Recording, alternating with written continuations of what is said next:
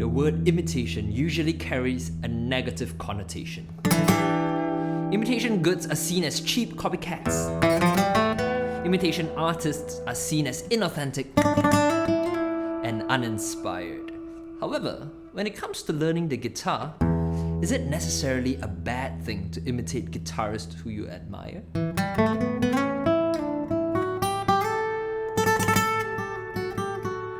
In short, learning, even copying from other artists, is a great way to learn guitar. And this happens all the time. Jazz guitarists copy licks from other jazz musicians, as do rock and pop guitarists copy chord progressions and voicings from one another.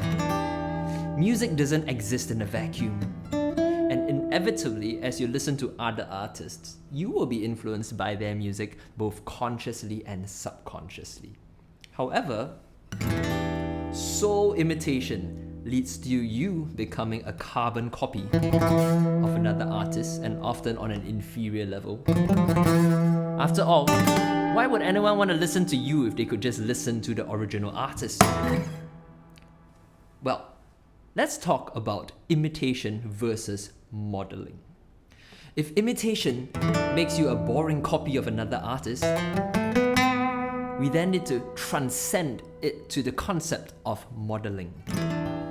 Now, according to Grove Music Online, modeling is the use of an existing piece of music as a model or pattern for a new work, in whole or in part.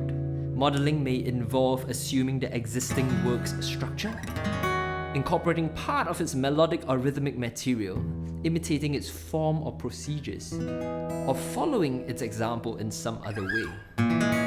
So we can see that this definition shapes modeling as kind of an advanced form of imitation, where certain elements of an existing piece of music are retained upon, while others are developed upon. So if you model other artists' music intelligently, you will end up retaining the key ideas in the music, such as melodic shape, rhythmic pattern, while building upon it with your own original musical material. And this is where you get the best of both worlds. You are applying the best practices of your favorite artists, thereby making them your influences. At the same time, you are injecting your own creativity onto those practices to make them unique, even improving upon them. All that being said about the appeal of modeling, that doesn't mean that imitation is to be cast out entirely as a bad practice. In fact, imitation is the ideal way to go about the learning process.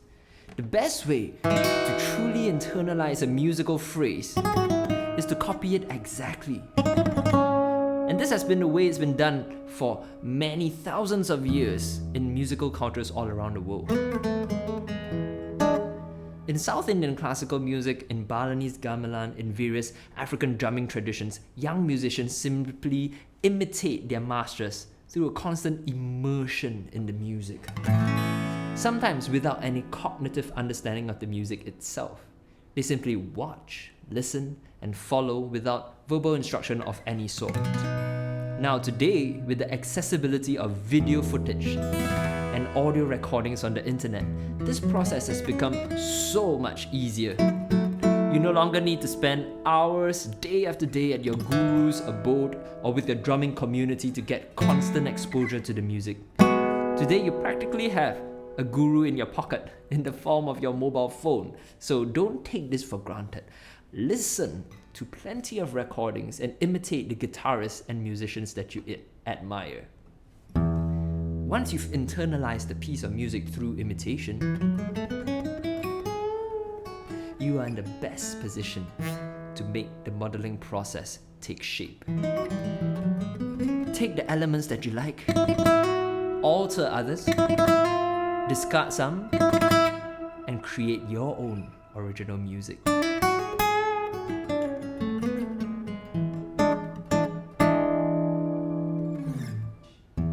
Have you personally used this process of imitation in your learning process? Let me know in the comments below. I'd love to see how widespread this method of learning is today, and I hope that you have learned something valuable today. I wish you all the very best in your music learning journey, and until next time, I'll see you again. Goodbye.